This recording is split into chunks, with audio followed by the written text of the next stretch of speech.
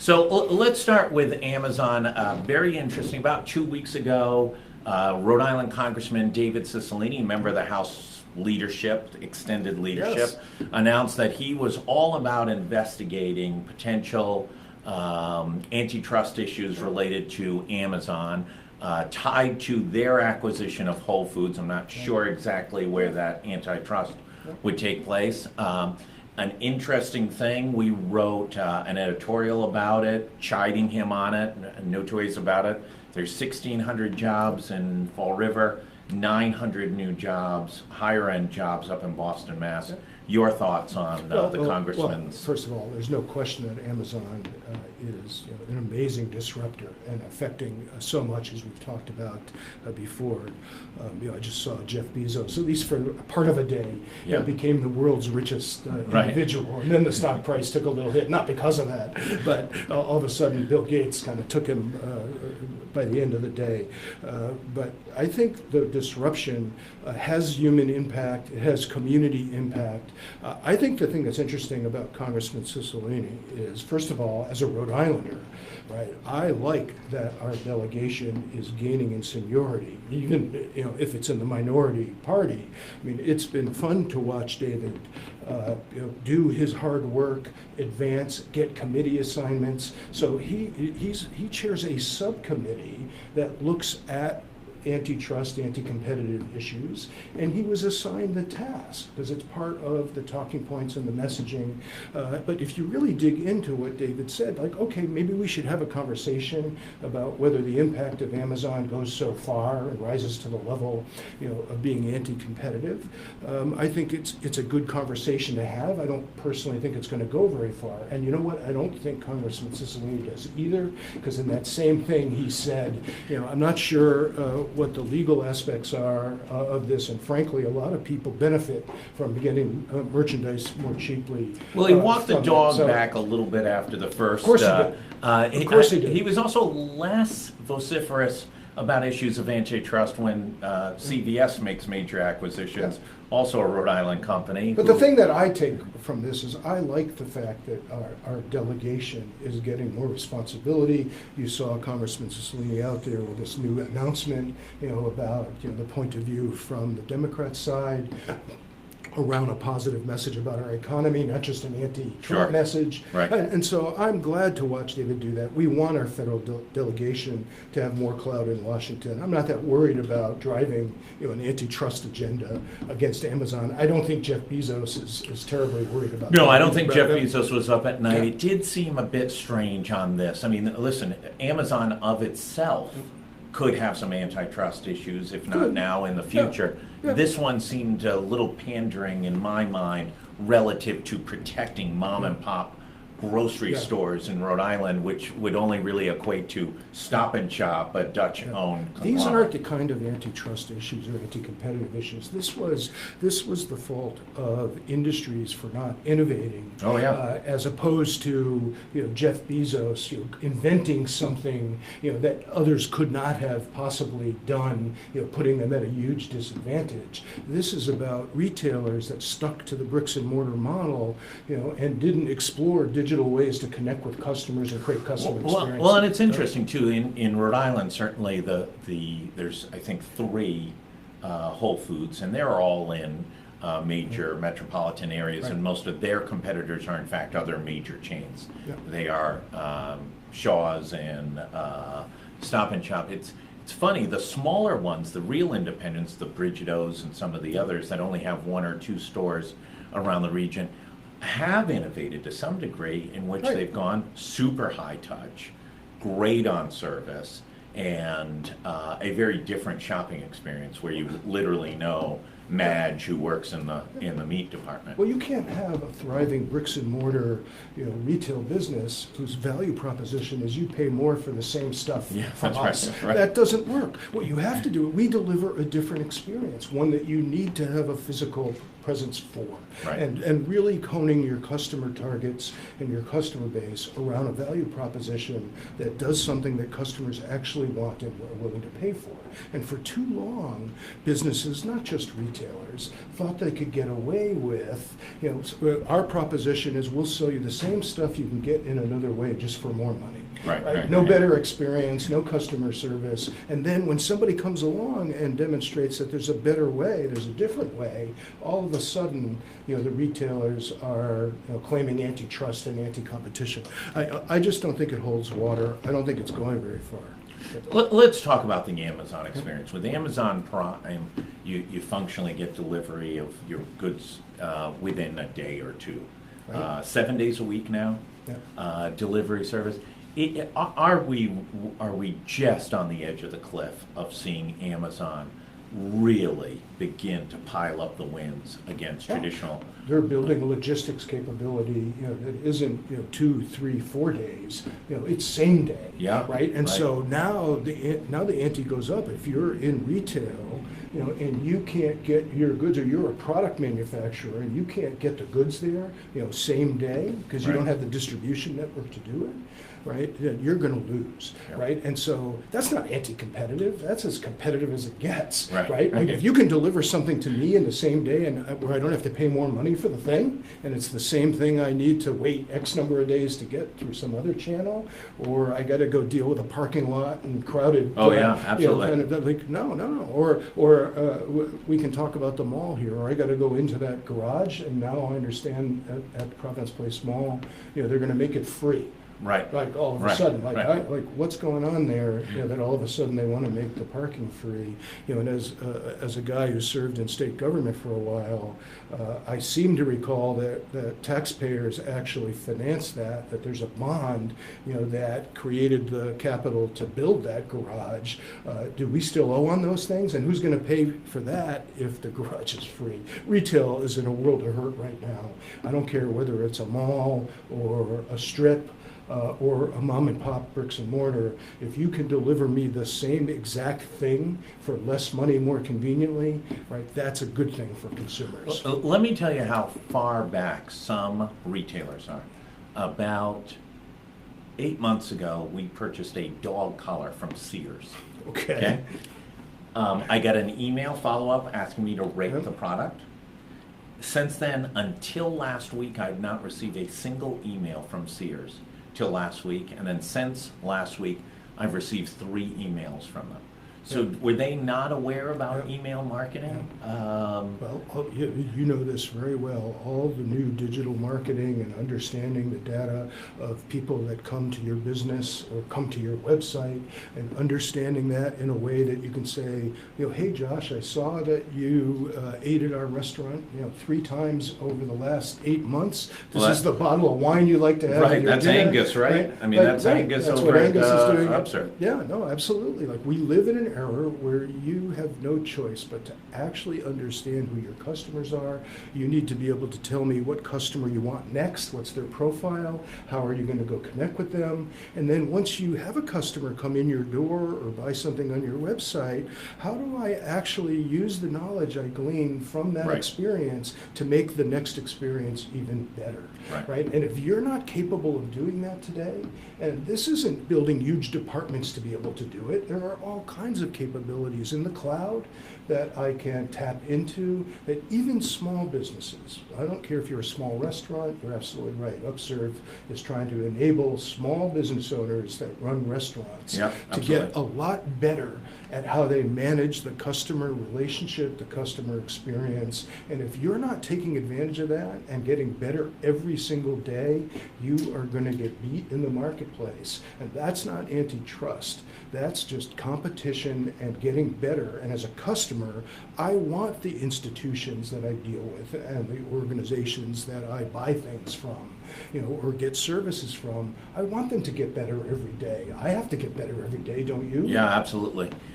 Let's go back to the mall. Yeah. Let's talk about it a little Yeah. bit. They did make a dramatic change. I don't think there had been free parking at the mall since it opened Right. nearly 20 years ago. I think it had open 1 hour free parking for the first number of years. Might have been more than that. Might have been first 3 hours.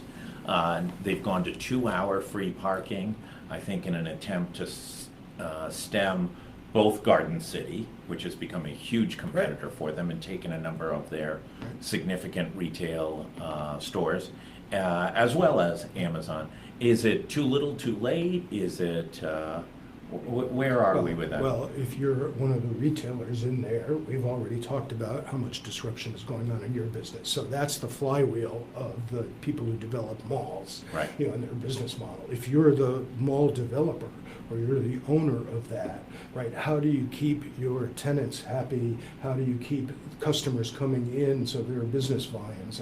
And so malls are under the same siege as all the rest of the retail industry.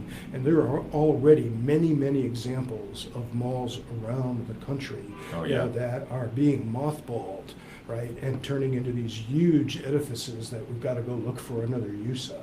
Right. And so I think that you had better be in the business of innovating. It doesn't mean that we can't have bricks and mortar and physical experiences where we go to shop. And I'm not saying everything has to be online, but if you look at what Amazon's doing to buy Whole Foods, I believe that what they're going to do is figure out how to optimize a customer experience. Some customers want to touch their produce, and don't trust somebody to select it for them and send it home. And we're going to create an experience for them. Other customers are more willing, and I think there's going to be a blended model. But I like that the online retailers are starting to come back and say, what role does bricks and mortar play in our business model?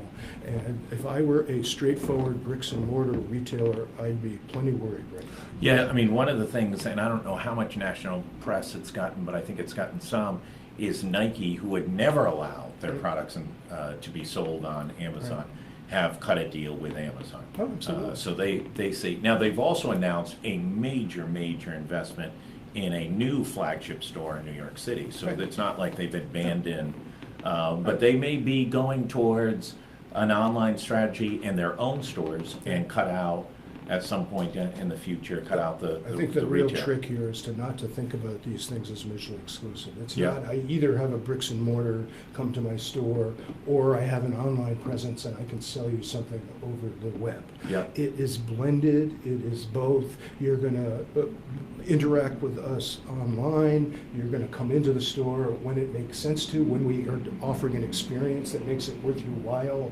to come in, to educate you about the product and how it's used, to look at other food combinations, so that you can But be let me more ask you, creative I mean, about doing listen, whatever. you guys work with business sectors that are trying to innovate, right? You work with education, you work with healthcare, you work with manufacturers, you work with retailers. Are you getting contacted by major retail chains, major commercial real estate firms who are looking to try and figure out what the future is? We've had conversations. Without disclosing any No, we've secrets, had so- conversations with both. It's not our sweet spot because we're Right. focused on healthcare, education, and public services government. Yeah. But we get calls and inquiries, people who find us Yeah. or talk to someone who's worked with us because they're under siege and being disrupted.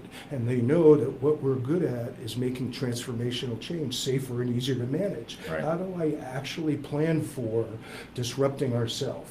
How do I make smart bets to prototype and test new ways to deliver customer value while I'm still pedaling the bicycle of today's business? Because if I wait too long, Sure. then I'm worried about Amazon coming in, and completely taking us out. So yeah, whether it's the physical real estate development, you better believe that the people who put lots and lots of capital into these developments, right, are thinking about their business model and what the future of that business looks like. Absolutely. And retailers, we're almost getting calls every week from somebody who says, my part of the retail business is insulated. Yeah, right? right, It right. isn't being disrupted, or it's not being disrupted as much as the book sellers. Right. And now the food folks are in sight. So then you go to some other kind of sectors that say it doesn't affect us as fast. But even those calls are starting to come because they recognize that nobody is immune from this. If you think you're immune to being disrupted by these new technologies, you are deluding yourself, and you better be thinking about how do we use these technologies not to just do what we've always done a little bit better to take costs out, to become more efficient, but to transform the customer experience and the way we deliver value to our customers. Let's shift over a little bit to, I'd love to talk about Tesla and talk about a curveball thrower into industries. I mean, it's not that long ago that the whole premise of his business model was being mocked by almost every business publication in America. And now, over the end of last week, leading business pubs and technology pubs, Business Insider and Mashable, got to test drive his new the Model 3. Yeah. And it's a $30,000 vehicle. Did you see him? Like, I thought it was so cool. I wanted to know what was going through his mind when he drove onto the stage, the big launch meeting, right, that they had, with everybody in the room and everybody watching live, right? The introduction of the Model 3. I mean, I'm paying attention to this not just as an innovation junkie. It's the first Tesla that I might be able to afford, right? Except I didn't give him the $1,000 to get on the waiting list. Right. Who knows whether in my lifetime I'm going to actually get one or not? But he drove onto the stage in a new Model 3. Right? Could you imagine this guy and what it must have meant to him, to drive that Model 3 onto the stage? I mean, it is a complete disruption to the automotive and transportation industry. And this isn't just some small startup trying to prove a point. Yeah, no. This guy's trying to do this at scale. We'll see. He's still got real challenges about scaling up the manufacturing operation. I mean, they've got pent-up demand for these Model 3s that they made promises that they're not in a position to keep just yet.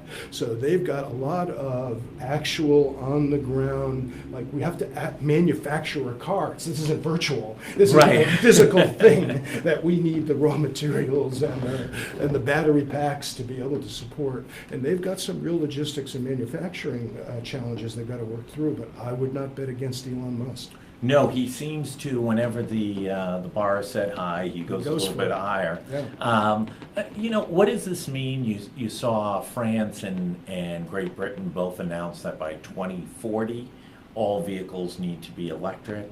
Yep. I think there's some Scandinavian countries that have set the date as 2020, which seems amazingly. Isn't that amazing?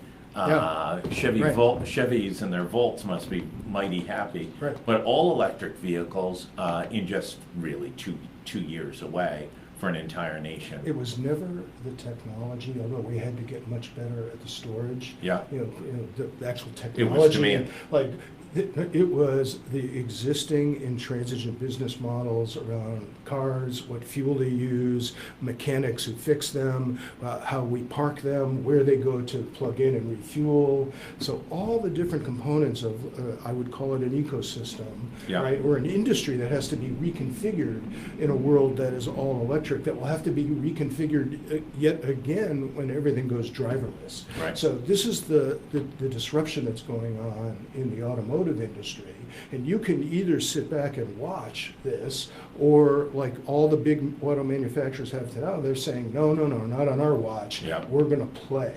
And so now you see GM and Ford, like, they're going all in on being proactive and being a leader. They're not going to cede this to Silicon Valley, right? The techies in Silicon Valley have a different narrative. But as a consumer, right, I think it's fantastic. Of course we should be fueling our cars, with renewable energy. Of course we should. It just makes incredible sense for the planet, economically, right? And so I think it's taken too long to get to this point. And I like the fact that the disruption is underway, but it has a real impact, just like the grocery store disruption has a real impact on folks that make cars, sell cars, service cars, parking garages that park cars that are going to have to equip themselves so I can plug my car in. I mean, there's a huge restructuring of the assets and the way we finance our automotive industry that is clearly underway. Will we see the same progressiveness in the United States as we're seeing very, very aggressively in Western Europe and Scandinavia, in which hard deadlines are being set, in some cases incredibly aggressively? Or will we fall into our old narrative of of the love of the American road, the love of the American car. That's sort of our excuse for being last in everything. And our individual freedom, that we're not going to let anybody dictate what kind of car we drive, and we're not going to give up our Camaro. Well, this is a classic example of we were the innovator. Right. And unleashed enormous value. I mean, mobility changed this country. Right. The interstate highway system, it changed this country and helped enable a middle class, and huge economic power got raised. But this is the problem. Just because you're the innovator then, right, doesn't mean you're the innovator now. And your question is right. Are we going to allow other countries to get there ahead of us and develop the ecosystems and all the companies and technologies and the way it gets deployed? Are we going to allow that to happen somewhere else? While our economy continues to flatline and not create the kind of higher wage job opportunities that we're struggling with here locally and across the country. This is the question. You ask me, do I think our leaders are strong and pointed enough with an innovation agenda of how we are going to remain the innovator, right? Not just creating the new technologies, but the new models that allow us to put those ecosystems in place on behalf of our citizens. I think the jury's out. I say both parties, they don't get my high grades, in terms of having a really clear innovation-centered strategy, not just the buzzwords, right, but the actual policies and programs and decision-making that moves us faster towards that enables people to participate in it, protects people that are affected by it. But let's go. Let's get on with being the innovator that we've always been in the world. And I don't think it's going to come out of the White House. I think the White House is more focused on finding a communications director. I think they're on to number 2, 3, 4 so far in the first 6 months. Is there any positive? Let me ask you one question. The critique has been that the Trump White House has flushed almost all of its first picks in its major positions. Is there something positive about that? There's an old saying, in technology, hire fast, fire fast. Right? If it's not the right fit, don't waste time, get on with it, find the right person, let's get the right strategy.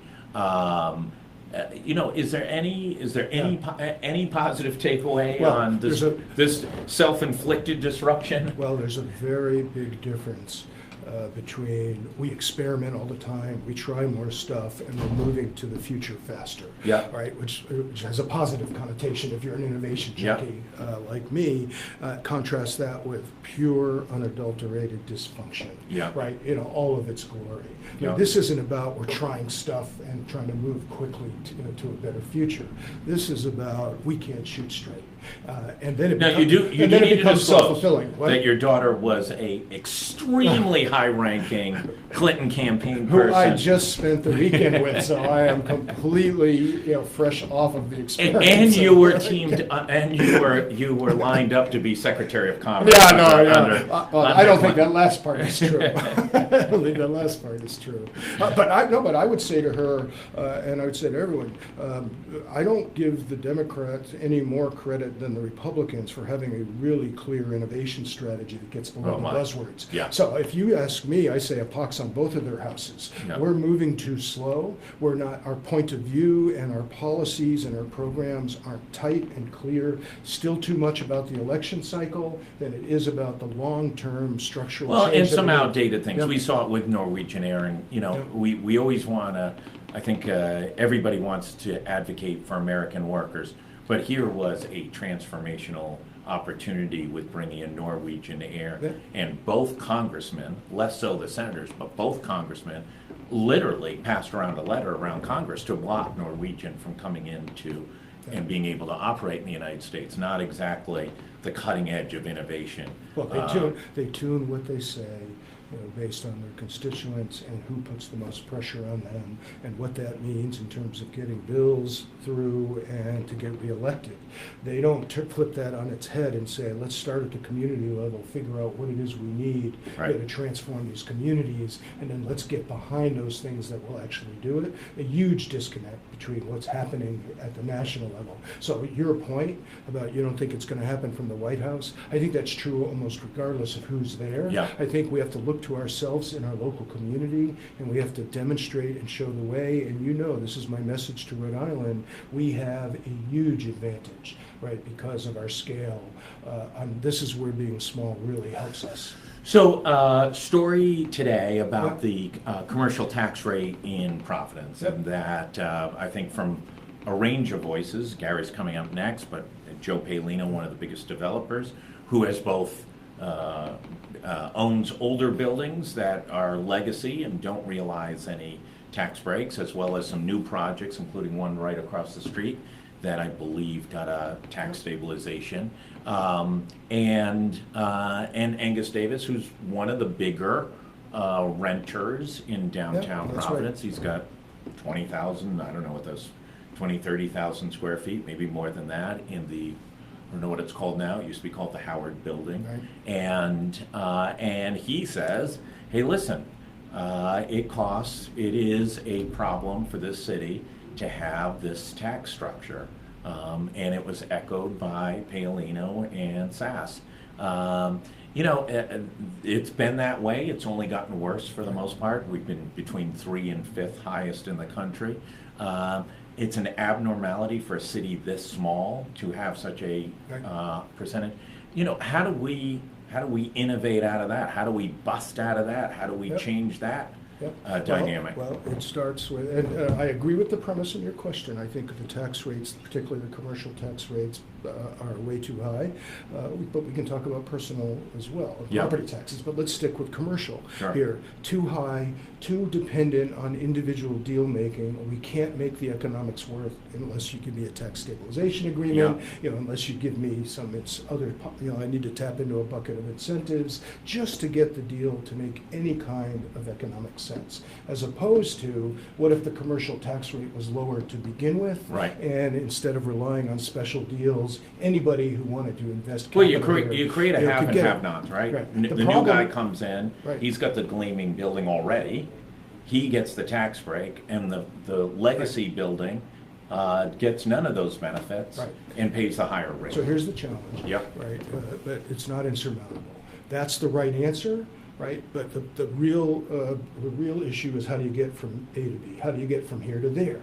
Right, because that's what we get hung up on. It's not the principle that wouldn't it be great, if everybody enjoyed lower tax rates and less of this special deal making. Right. The problem is, what do I do tomorrow when I've already got a system that relies on these special deals? Right. Who's the first player? Who's got the political will? To actually get through.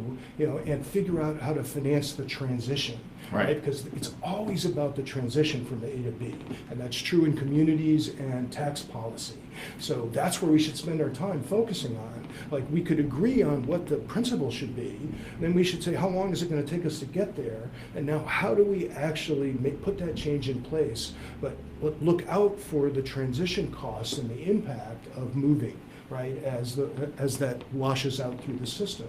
And that's the art of political leadership and the ability to create policies, to use political equity, right, to be able to get something done and then actually show our community that we mean it and we're going to deliver it and stay on it. Instead, what happens is every time we put in one of these programs, that's going to pay out over a long period of time, right? The politicians change it the next time someone comes in office. Oh, and yeah, we never absolutely. stay with it long enough to actually get there. We've had some finance directors over the last 20 years who have strongly advocated to their mayors to get away from this one-off deal structure, to be able to do one building at a time and to put the time and energy into changing the overall rate rather than creating a two-tier system.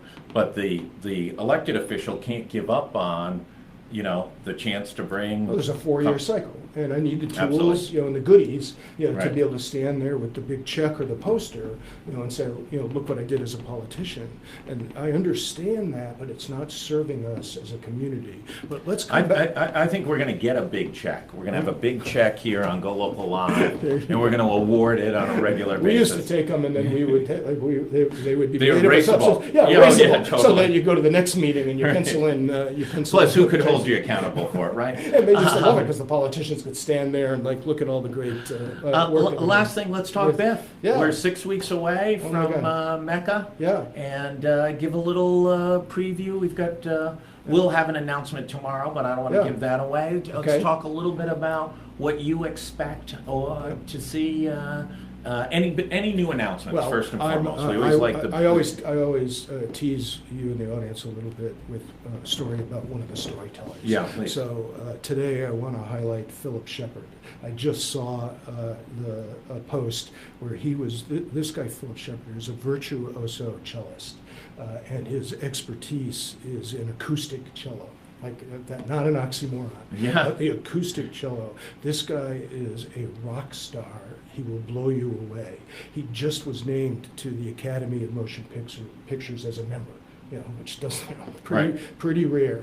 And this guy's created movie scores, has done stuff with the Olympics over a number of years, and he is going to perform. So we're going to hear him play the cello, Right. but he's going to tell us a story about how music can enable a conversation that leads to transformation, that leads to the kind of innovation that we're talking about. He is so crazy cool. Google him, Philip Shepard.